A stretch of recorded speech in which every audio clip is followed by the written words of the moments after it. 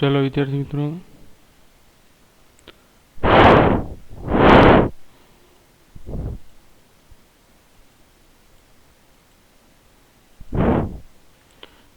આજના લેક્ચરમાં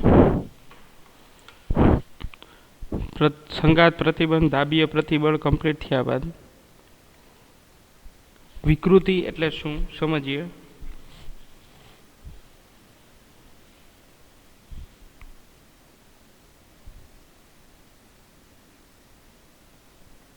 વિકૃતિ અથવા તો પ્રતાન સંગત વિકૃતિ એટલે લોન્જિટ્યુડનલ સ્ટ્રેન.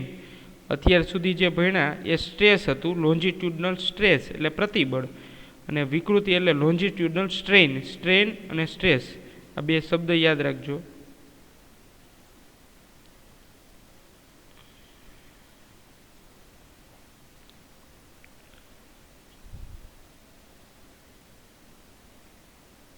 હવે જુઓ વિદ્યાર્થી મિત્રો, સ્ટ્રેન અને સ્ટ્રેસ એટલે પ્રતિબળ જે છે એને આપણે સિગ્મા વડે દર્શાવીએ છીએ. શેના વડે દર્શાવીએ છીએ વિદ્યાર્થી મિત્રો? સિગ્મા વડે.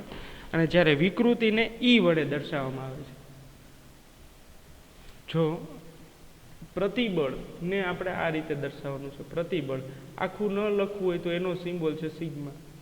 અને વિકૃતિ બરાબર છે, તો વિકૃતિને આપણે દર્શાવવાનું છે એપ્સાઇલોન વડે, આવી રીતે ઈ વડે. યાદ રાખજો. ચલો તો આજનો જે ટોપિક છે એ જોઈએ આપણે. શું ક્વેશ્ચન આપણે સ્ટડી કરવાનું છે? વિકૃતિ એટલે શું? વિકૃતિ એટલે શું? અને પ્રતાન સંગત વિકૃતિ એટલે શું? પ્રતાન સંગત વિકૃતિ સમજવાની છે.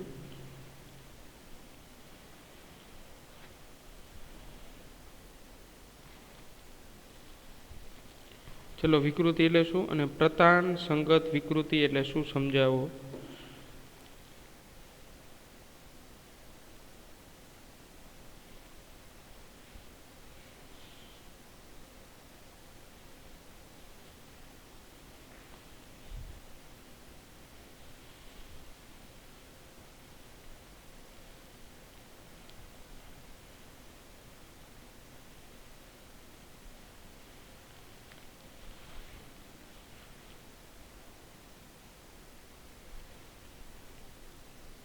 ચલો વિકૃતિની ડેફિનેશન જોઈએ.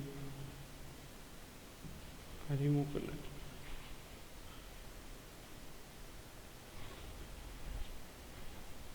ચલો હવે ઘણીવાર આપણે વિદ્યાર્થી મિત્રો આપણને ખબર હશે, આઈડિયા હશે તમને, ક્યાંક તમારે ભણવામાં પણ આવી ગયું છે વિકૃતિ એટલે શું, અથવા તો એની ડેફિનેશન કે એવી કંઈક વસ્તુ તમે સ્ટડી કરી લીધી હશે.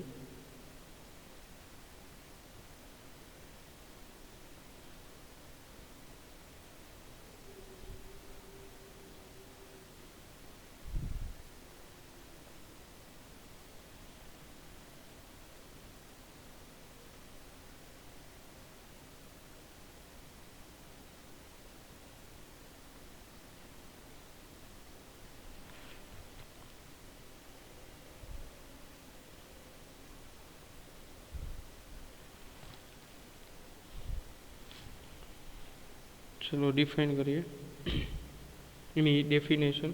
વિકૃતિ છે એ ત્રણ પ્રકારે જોવા મળે છે. કોઈ પણ ઘન પદાર્થ પર બાહ્ય બળ લગાડતા, કોઈ પણ ઘન પદાર્થ પર, કોઈ પણ ઘન પદાર્થ પર બાહ્ય બળ લગાડતા,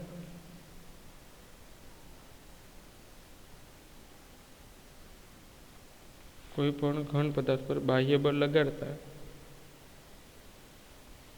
તેના પરિમાણમાં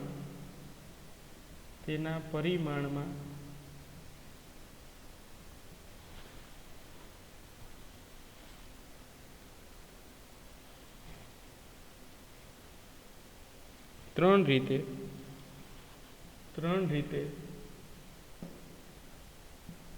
ફેરફાર થાય છે. જ્યારે કોઈ પણ ઘન પદાર્થ પર બાહ્ય બળ લગાડતા તેના પરિમાણમાં ત્રણ રીતે ફેરફાર થાય છે. એમાં પહેલો ફેરફાર છે એ લંબાઈમાં, પહેલું છે એ લંબાઈમાં ફેરફાર થાય છે, બીજું કદમાં, અને ત્રીજું લંબાઈમાં થતો ફેરફાર, કદમાં થતો ફેરફાર અને આકારમાં ફેરફાર થાય છે, કદમાં થાય છે અને લંબાઈમાં. તો આ 3 રીતે ફેરફાર થાય છે. હવે વિકૃતિ અથવા તો પ્રતાન વિકૃતિ એની ડેફિનેશન, વિકૃતિ અથવા તો પ્રતાન વિકૃતિ, અને આપણે ડિફાઇન કરવું પડશે, સમજાવવું પડશે.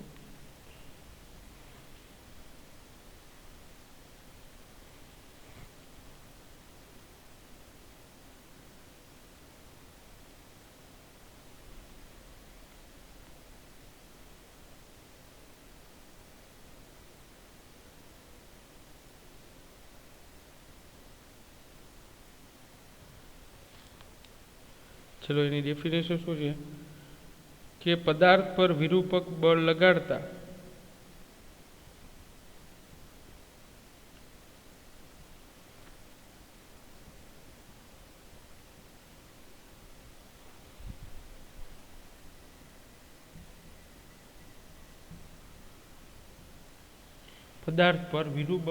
વિરૂપક બળ લગાડતા તેની લંબાઈમાં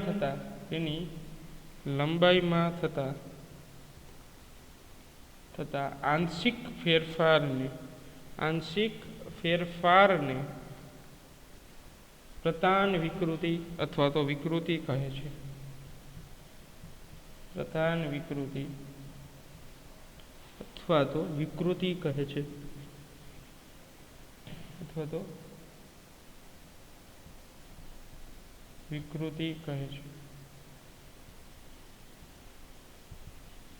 જો સમજો વિદ્યાર્થી મિત્રો કે પદાર્થ પર વિરૂપક બળ લગાડતા તેની લંબાઈમાં થતા આંશિક ફેરફારને, જો વિદ્યાર્થી મિત્રો સમજો અહીંયા કે પદાર્થની લંબાઈમાં જે ફેરફાર થાય છે, લંબાઈમાં થતા આંશિક ફેરફારને પ્રતાન વિકૃતિ અથવા તો પ્રતાન ખાલી વિકૃતિ કહેવામાં આવે છે. તો જો વિદ્યાર્થી મિત્રો આ મેઇન સેન્ટેન્સ છે ને, મેં અંડરલાઈન કરી, એ જરૂરી છે કે પદાર્થ પર જ્યારે વિરૂપક બળ અથવા તો કોઈ પણ બળ લગાડવામાં આવે એ દરમિયાન જે કોઈ પદાર્થ છે એના શેપ સાઇઝમાં ચેન્જ થાય છે, તો લંબાઈમાં ચેન્જ થાય અથવા તો કદમાં ચેન્જ થાય અથવા તો આકારમાં ચેન્જ થાય, તો એ એક વિકૃતિ ઉત્પન્ન કરશે. એને આપણે શું કહેશું કે પ્રતાન વિકૃતિ અથવા તો પ્રતિબળ વિકૃતિ ખાલી વિકૃતિ કહેવામાં આવે છે. ચલો સમજાય. અને વિકૃતિ જે છે એને એપ્સાઇલોન વડે દર્શાવવામાં આવે છે વિદ્યાર્થી મિત્રો.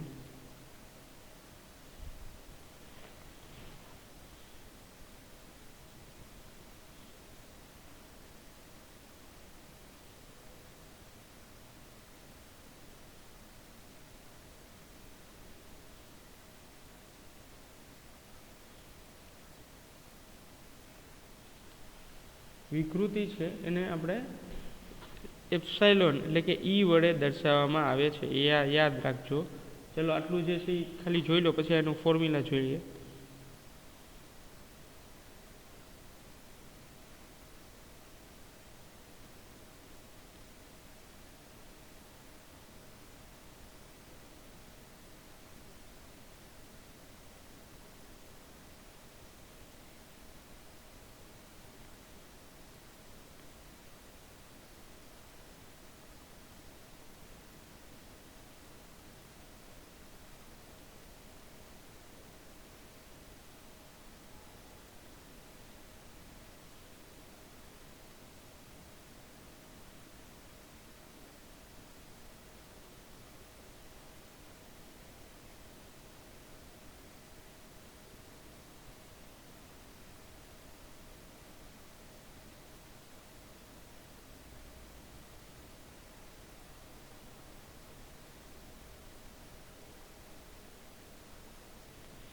ચલો હવે એની ફોર્મ્યુલા લખતા જઈએ.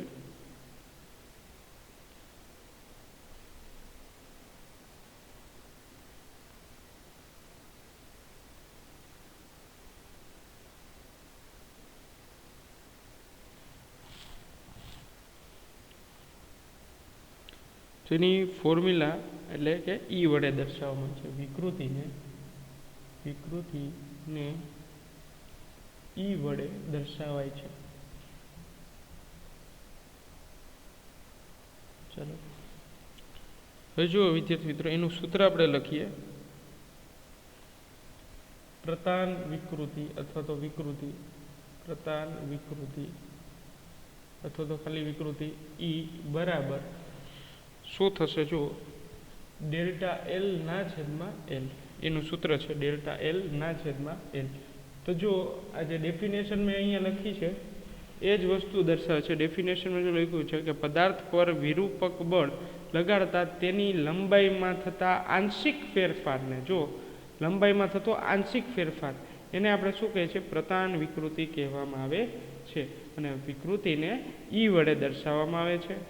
પ્રતાન વિકૃતિનું સૂત્ર પણ લખી દીધું છે, ડેલ્ટા એલ ના છેદમાં એલ. ચલો આ જ વસ્તુ હજી આપણે આકૃતિ દોરીને સમજવું હોય તો જોઈએ.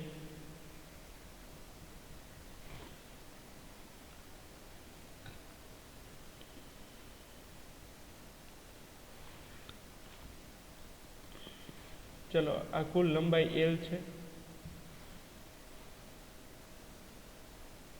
ત્યારબાદ હવે હું આના ઉપર બળ લગાડીશ એટલે ખેંચીશ, એટલે જો એની લંબાઈમાં ફેરફાર થયો એલ પ્લસ ડેલ્ટા એલ, એટલે તણાવ વિકૃતિ જોવા મળી. આ મૂળ સ્વરૂપ છે, એકચ્યુઅલ લેન્થ એલ જેટલી. પછી થોડું ડિસ્ટર્બ થઈ ગયું, એરિયા જે છે એ થોડો ચેન્જ થઈ ગયો, શેપમાં ચેન્જ થઈ ગયો, એલ પ્લસ ડેલ્ટા એલ થઈ ગયું. હવે હું આને પ્રેસ કરીશ, આ જે સાઈડ છે એને હું પ્રેસ કરીશ. પહેલાં આ સાઈડથી ફોર્સ આપ્યું હતું, હવે ઇનસાઇડ ફોર્સ આપીશ. તો જો શું થાય છે, ઇનસાઇડ જો ફોર્સ આપું તો જો એને હું ઇનસાઇડ ફોર્સ આપીશ આવી રીતે એફ, તો જો આની એકચ્યુઅલ લેન્થ આટલી છે, તો જો આટલો ઘટાડો થયો. જો આ બાજુ હું ફોર્સ આપું, પ્રેસ કરું તો આમાં આવશે એલ માઇનસ ડેલ્ટા એલ જેટલો ચેન્જ થયો, કે જે એલ લેન્થ છે એમાં ડેલ્ટા એલ જેટલો ચેન્જ આવ્યો, અને આ ભાગ છે ડેલ્ટા એલ, આટલો ચેન્જ આવ્યો, વેરિએશન. તો આ પ્રકારની વિકૃતિને દાબીય વિકૃતિ કહે છે.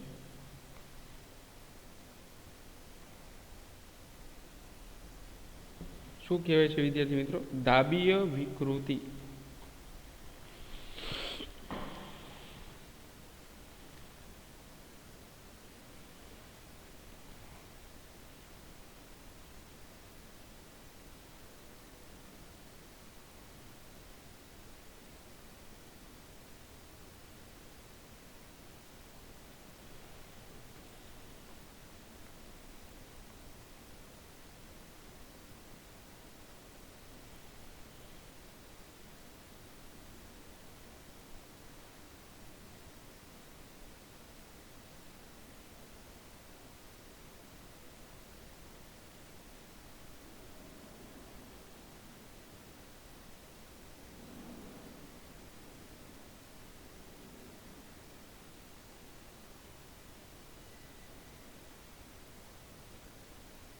ચલો આકૃતિ સમજવાનો પ્રયત્ન કરો છો ને વિદ્યાર્થી મિત્રો. જો કોઈ એક જોઈન્ટ સાથે એલ નળાકાર જે છે એ મૂળ સ્વરૂપે જોઈન્ટ કરેલો છે.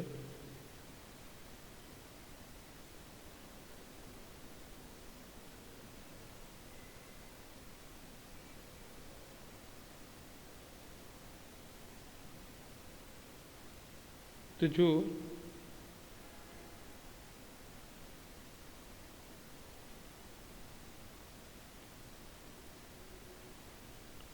મૂળ સ્વરૂપ સાથે જો એફ ફોર્સ જે છે જો અમે દર્શાવેલો છે એરો વડે, ઈ ડાયરેક્શનમાં જો આપણે ફોર્સ લગાડશું વિદ્યાર્થી મિત્રો, તો શું થશે કે એની લંબાઈમાં થોડો આંશિક ફેરફાર થશે. તો ડેલ્ટા એલ છે એ આંશિક ફેરફાર છે, એટલે એલ પ્લસ ડેલ્ટા એલ. તો ત્યાં વિકૃતિ ઉત્પન્ન થશે, કે એની જે મૂળ સ્વરૂપ છે એ વિકૃતિની ડેફિનેશન આપણે શું જોઈએ વિદ્યાર્થી મિત્રો, કે કોઈ પણ પદાર્થમાં અથવા તો ઘન પદાર્થમાં એની લંબાઈમાં થતો ફેરફાર અથવા તો આંશિક ફેરફાર તો જો આંશિક ફેરફાર થાય છે તો એ આંશિક ફેરફાર ડેલ્ટા એલ જેટલો થાય છે, પણ અહીંયા સ્ટ્રેસના કારણે થાય છે. જો એટલું ખેંચવામાં એટલે સ્ટ્રેસના લીધે વિકૃતિ ઉત્પન્ન એટલે કે સ્ટ્રેઇન જોવા મળે છે. સ્ટ્રેસ એટલે પ્રતિબળ થશે સ્ટ્રેસ એટલે, અને સ્ટ્રેઇન એટલે કે વિકૃતિ થશે. ચલો એ યાદ રાખજો એટલે ભૂલ ન થાય. પછી જો બીજો કેસ આપણે શું જોયું કે હવે જે એલ લંબાઈની એકચ્યુઅલ લેન્થની જે ટ્યુબ છે એને આપણે બળ આપશું પણ વિરુદ્ધ દિશામાં. પહેલાં જે રીતે ખેંચવામાં આવી હતી એમ હવે આપણે એને પ્રેસ કરશું, દબાવશું, તો શું થાય છે?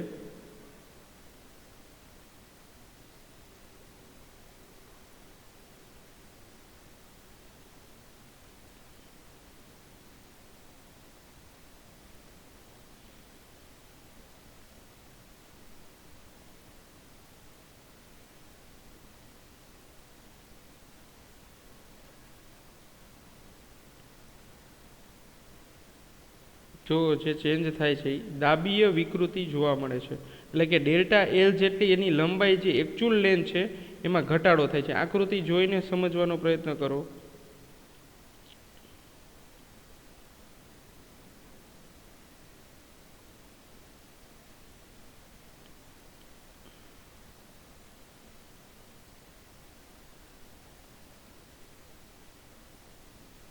જો ડેલ્ટા એલ જેટલો ચેન્જ થાય છે તો આ તણાવ વિકૃતિ, દાબીય વિકૃતિ સમજાવવું જોઈએ. દાબીય બળ અહીં આવશે અને તણાવ બળ પણ આવશે. તો એ બંને ભેગા ન થઈ જવા જોઈએ, બંને અલગ અલગ વસ્તુ છે.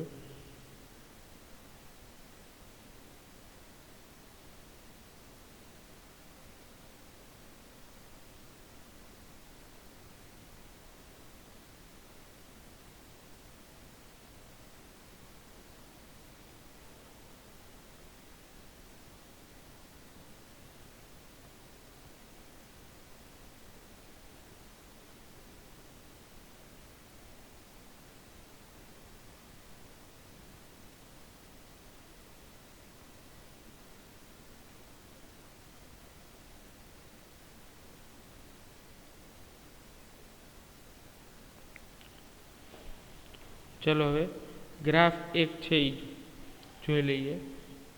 પ્રતિબળ અને વિકૃતિનો વક્ર જોવાનો છે આપણે વિદ્યાર્થી મિત્રો, અને એના ઉપરથી ખબર પડશે કે દ્રવ્યના ગુણધર્મો કયા કયા પ્રકારના હોય.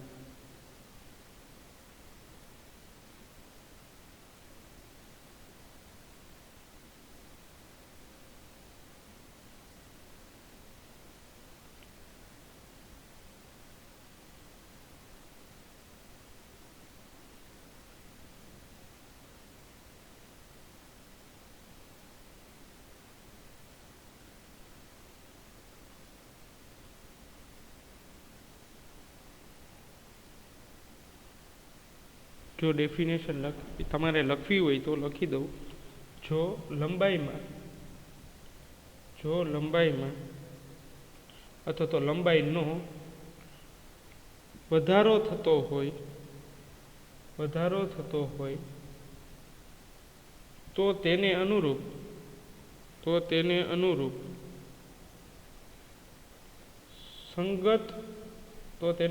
સંગત વિકૃતિ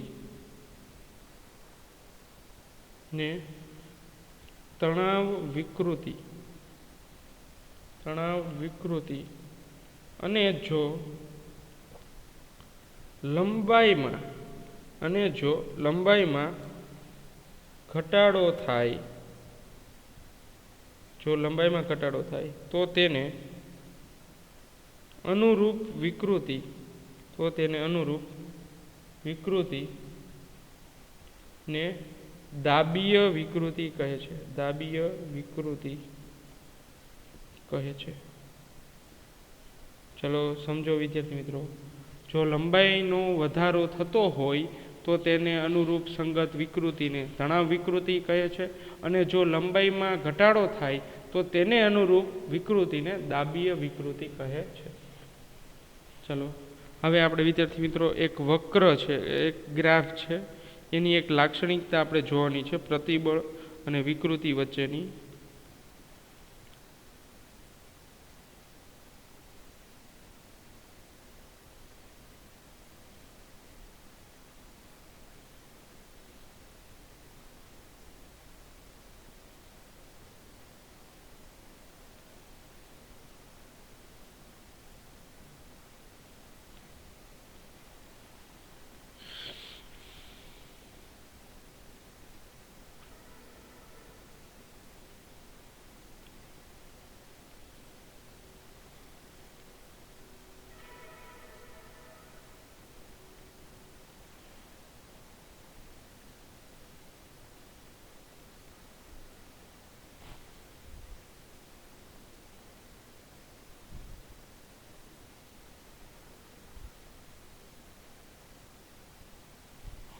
ચલો આપણે ગ્રાફ ડ્રો કરવાનો છે.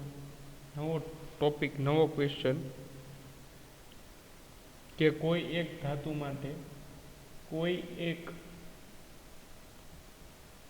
માટે પ્રતાન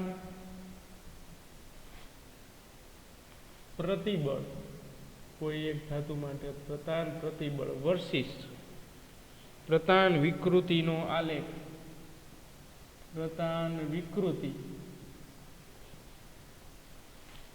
આલેખ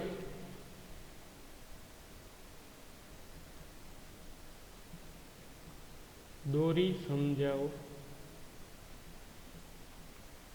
કોઈ એક ધાતુ માટે પ્રતાન પ્રતિબળ વર્સિસ પ્રતાન વિકૃતિનો આલેખ દોરી સમજાવો.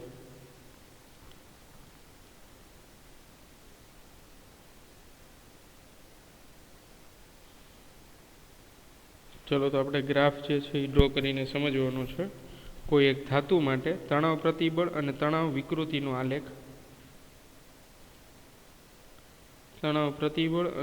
વિકૃતિનો આલેખ જે છે એ જોવાનો છે.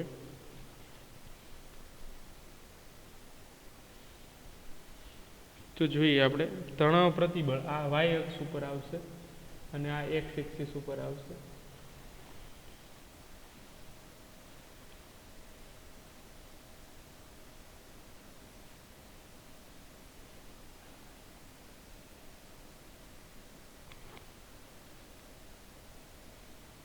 અહીંયા આવશે વિકૃતિ.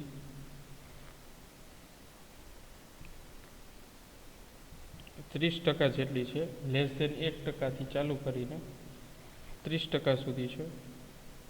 આ ઉગમ બિંદુ છે. અહીંયા આવશે પ્રતિબળ આવશે વિદ્યાર્થી મિત્રો.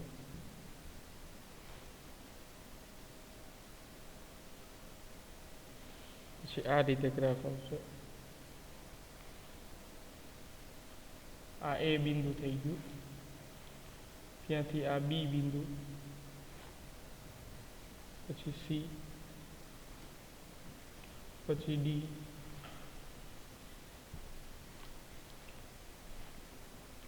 અને પછી લાસ્ટમાં ઈ પોઈન્ટ આવશે. એને આપણે કહેશું ફ્રેક્ચર પોઈન્ટ. ફ્રેક્ચર પોઈન્ટ એટલે આ પોઈન્ટથી બ્રેક થઈ જશે.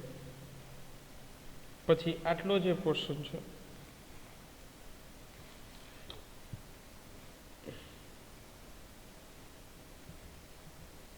જો તમારા ટેક્સ્ટબુકમાં આપેલું છે, આટલો પોર્શન છે, આટલો,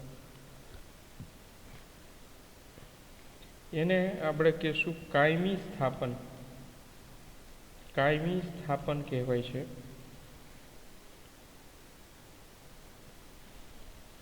પછી જે એ પોઈન્ટ છે એને સપ્રમાણતાની હદ કહેવાય છે. એ પોઈન્ટ છે સપ્રમાણતાની હદ. પછી બી પોઈન્ટ છે એને આપણે કહેશું આધીન બિંદુ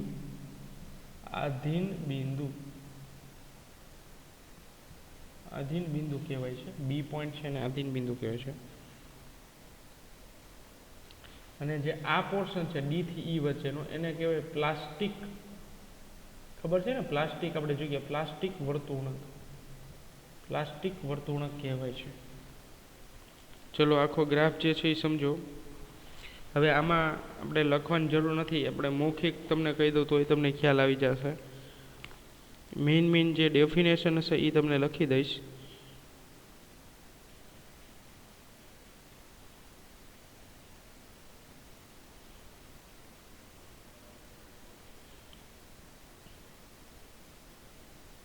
હવે ચલો ગ્રાફની લાક્ષણિકતા જોઈએ તો કોઈ એક ધાતુ માટે પ્રતાન પ્રતિબળ અને પ્રતાન વિકૃતિનો આલેખ આપેલો છે. તો જો આલેખ ઉપરથી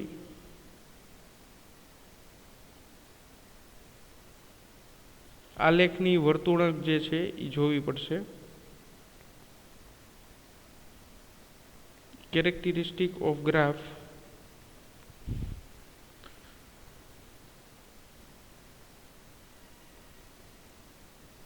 તમારી ટેક્સ્ટ બુકમાં પણ છે. એક હજી પોઈન્ટ લખતા ભૂલી ગયો છો અહીંયા છે. આ એની સીધી લાઈનમાં જે પોઈન્ટ છે એને કહેવાય સિગ્મા વાય, અને આ જે પોઈન્ટ છે એને આપણે કહીશું સિગ્મા યુ.